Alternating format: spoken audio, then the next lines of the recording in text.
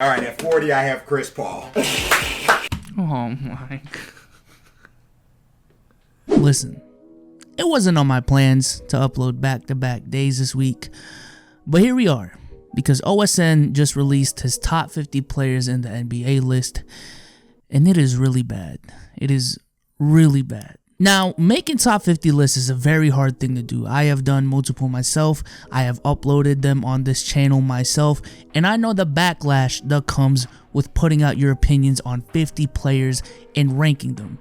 I get that. So I commend OSN for even having the kahunas to make a video like this, because whatever order he was going to put them in, there was going to be some criticism. It's just unavoidable. Now, like I just said, there is no perfect top 50 list simply for the fact that these are subjective and based on your own opinion. And I'm not here trying to say that any list that isn't mine is horrible. No, that is not my aim with this video. But what makes OSN's list horrible is the lack of consistency with the logic that he uses throughout his videos. You can have your own criteria, whether it's a flawed criteria or not. Again, that is up to you. It is your list. But to me, what makes a list a bad list is if you have a criteria and you just throw your own criteria out the water so many times and you just pick and choose who you want over another solely because of your personal bias. And at that point, you might as well just make your favorite players in the NBA list rather than claiming that these are the best players in the NBA in this order. So today, we're going to talk about the inconsistencies that come with OSN's top 50 list and explain why it's horrible. It's really bad. Now, let me just preface this video by saying I really don't care. Like, I'm not going to lose sleep over OSN's list. I'm not tripping over another man's opinion. I am simply here to talk about basketball and have debate. That is really all I'm here for. Also, a quick plug to my Instagram. I've been posting there very consistently the past week or so and continue to do so for the rest of 2021. That is the place where I'm going to put the quick reactions that I have to certain NBA news, certain NBA games. I'm going to show you guys more of the behind the scenes of what goes on in my videos, keep you guys up to date with the latest podcasts, the latest videos, and all of that. So go ahead and follow me on Instagram at bsouls. The links will be in the description, or you can just look it up. It's literally like 5 letters. Okay, I just don't want to look like an idiot. But with that being said, man, let's start the video. Let's just get into it. So at number 48, I had Kyle Lowry. A lot of these, actually all of these lists that I looked at that I just named, they all had Kyle Lowry a lot higher. I don't know. He's not, I don't know. Like, I think 48 is a good place for him. Underneath him, I have Marcus Smart and whatever Sabonis. I can't remember his first name. A lot of these lists had Drew Holiday in like the top 30. Drew Holiday didn't make my list. I'm not gonna lie to y'all. He didn't make my list. Sabonis took the 50th spot. Number one, I get the fact that he's ranking 50 players, but he does split the video into 2 parts, and the lack of explanation that he gave as to why certain players were ranked the way they were was just kind of crazy to me. But to start off, my first question and really my first critique is, why is Kyle Lowry this low? Because I literally don't know. He didn't really give a reason, and he kind of just said it like it's supposed to be like a known fact. But secondly, I don't get why Drew Holiday is not on this list, or at the very least above Marcus Smart. Now, I'm a big Marcus Smart fan myself, but I'm not sure exactly what Marcus Smart does at all that would make anyone conclude that he is better than Drew Holiday. Yes, you can say Marcus Smart is a better defender, you can say Marcus Smart is a better passer, but those are arguable statements, and that's definitely not enough to cover the gap in scoring. Also, Sabonis at 50 is criminal, especially to say he's not better than guys like Marcus Smart and Karis LeVert. Like, that's insane. That is insane. I got De'Aaron Fox as a notch better than D'Angelo Russell. It's close. Russell's a better shooter. I think all around De'Aaron Fox is just a notch better than him. Now, here lies the first example of the inconsistencies when it comes to OSN's list. Mind you that he put De'Aaron Fox over D'Angelo Russell because he's a better all-around player. Now again, that allows me to bring back the question of why Kyle Lowry is so low. Because yes, you can argue that D'Angelo Russell is a better shooter than Kyle Lowry, but the gap in this case is definitely smaller. But then when you talk about the all-around game, I genuinely don't see how you can't give Kyle Lowry the same treatment that you just gave De'Aaron Fox. And we're not even talking about playoff performances, which is a factor that he does take into account in this list. But I'll save that for later. All right, at 40, I have Chris Paul. I know a lot of people, actually, again, all of these lists I looked at, all of them had Chris Paul higher.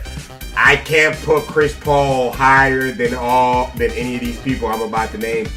I have Zach LaVine above Chris Paul on this list, ladies and gentlemen. At 39, I have Brandon Ingram, who last year, I think he wasn't even in the top 50. So he's gotten a lot better. At 38, I got Nikola Vucevic.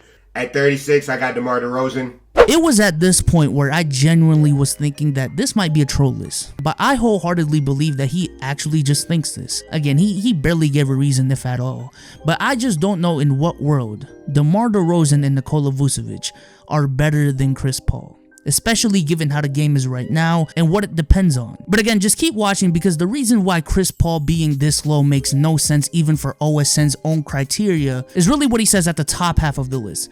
So just bear with me here. And then right above him, I have Blake Griffin. I feel like if it was on a good team, Blake Griffin would probably even be higher than 34, but because his team is so ass, he's going to stay right there. But Blake Griffin, to me, still has a whole lot of talent. I don't know why Blake Griffin is this high, because Blake Griffin has not been good for damn near 2 years, and he has not given me any reason why he would be better than any of the players he's listed so far.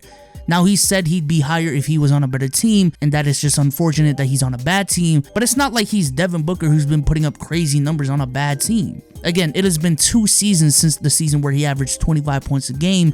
He has suffered some major injuries since then, and has been playing horrendously in the 23 games he has played since that season. At 29, I have Bam Adebayo. A lot of these lists that I was looking at had Bam a lot higher. Now that I'm thinking about it, I don't even know if I want to do that. I'm going to leave it because, again, like I was saying, a lot of these lists have Bam really high. I'm going to leave him above Blake for now because he had a better year than all of the niggas I just named. Just keep in mind that he placed Bam here because of the season he just had, by the way. Just keep that in mind. And then at 26, I have Zion Williamson, ladies and gentlemen. And I think I want to change that. Let's move Zion Williamson to 28. Let's put Gobert at 27, and let's put Porzingis at 26. Keep in mind that he has Zion and John Morant damn near in the top 30 just after the rookie season. Just keep it in mind. And now we get into the top 25, which was the second video he did. Number 25, I got Jaylen Brown. Number 24, I got Ben Simmons. I'm giving Ben Simmons the slight edge over Jaylen Brown.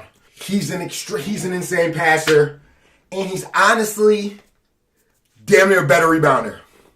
But he can't shoot it all. So Ben Simmons, you get number 24. 23, we have CJ McCollum. Sniper. Great shooter. Great all-around player to have. Solid. Been solid. Every year. Staying solid. Didn't you just put Ben Simmons above Jaylen Brown because Ben Simmons is a far better passer and a better rebounder than Jaylen Brown? So OSN, please explain why that logic doesn't apply for CJ McCollum. I'll also put up the numbers these two put up last season, and they are very similar. And keep in mind that Jaylen Brown is also a better defender as well. At number 4, I have James Harden. Let me explain. James Harden is better than Stephen Curry. We can sit here and make a list of every single thing that James Harden is good at, and every single thing that Curry is good at. And James Harden list is going to be a longer list. Like, I don't know what you want me to... Okay, Curry's a better shooter. What else? You know what I'm saying? Like, I don't... James Harden is a little bit better. So the reason why he has James Harden over Stephen Curry is because of the good old argument of what does Curry do better than X player aside from shooting. But then he turns around and puts Kawhi Leonard over Curry, which I'm not even saying is a bad take. But again, going off of his logic, aside from defense, what does Kawhi do better than Curry? The answer is nothing, right? Like, nothing. If it's just that simple. Matter of fact, what does Anthony Davis do better than Curry aside from defense? Curry is definitely more skilled, and that is why you put Harden over Giannis, right? Let's take it a step further, and what does Anthony Davis do better than Harden, aside from defense? If we are just assessing these players at the surface level like you were when you were comparing James Harden and Stephen Curry, the answer is nothing.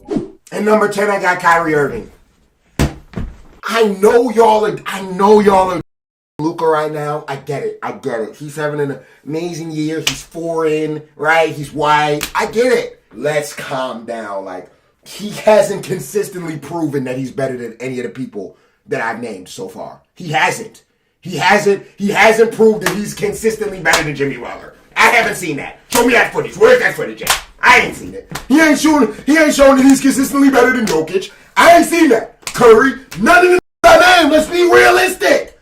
We gotta be realistic. Luka's not better than Russell Westbrook. Like, he's not better than Russell Westbrook. He's not. He hasn't proven that he's consistently better than Russ. He had a few good games last year. Okay. Nice playoff performances. Okay, against the Clippers. We seen that. It was crazy.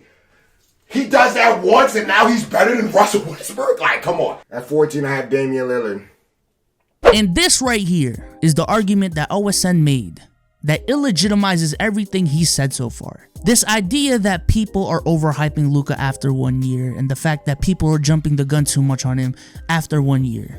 Do I agree to a certain extent? Yes. But this idea in the NBA community that you have to wait out certain players because they haven't played long enough is one of the most ignorant and outdated ideas out there.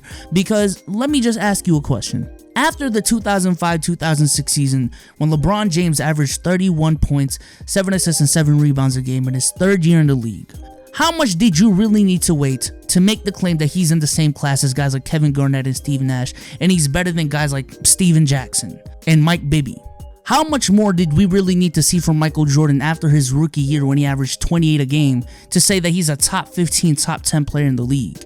I do want to make a clarification that what I'm talking about is for players that have performed very well in their first couple years in the league. If a player hasn't played amazing in their first 2 years in the league, okay, give them a little bit more time. I'm specifically talking about the players who are really good out the gate and how long it actually takes for us to properly rank those players. In OSN's own list so far, he has put John Morant and Zion Williamson over players who, like OSN said, have already shown more consistency.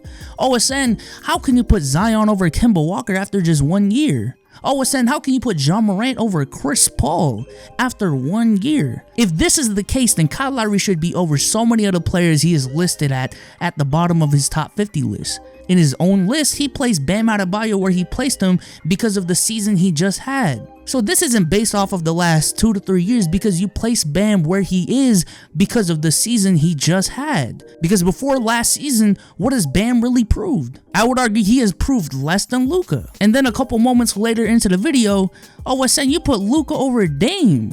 If the argument is consistency and how Luka hasn't proven himself yet, I just want to know, what is the factor that makes you say that Luka is better than Dame but not Russell Westbrook? I don't get that. And then a couple more moments later, he puts Jamal Murray over Paul George. So OSN, it's a stretch to put Luka over Russell Westbrook after a season where he played better in the regular season and had a better postseason, but you didn't even take the time to acknowledge the fact that Jamal Murray is better than Paul George. Well, let's just keep it a buck. A big reason why you even put Jamal Murray this high was because of the playoff run he had last year, and that's about it. He hasn't proven to be better than Paul George consistently, because that's why you said Jimmy Butler is better than Luka, right? The only other thing he really talks about for the rest of the video is how he put Devin Booker over guys like Jason Tatum and a lot of these other players because he cooked them one-on-one, which I don't really know what you're talking about one-on-one. But overall, again, I just want to emphasize that this is OSN's list. It is his own opinion, and I respect the fact that he even took the time to put this out there with the platform that he has, knowing the fact that he was going to get crucified for his own opinion. So I respect that part, and I'm just here to talk about basketball, to debate his reasonings and explain to y'all why I think that this, to me, is a horrible top 50 list. Subscribe to the channel if you haven't already. But with that being said, I am out. Peace.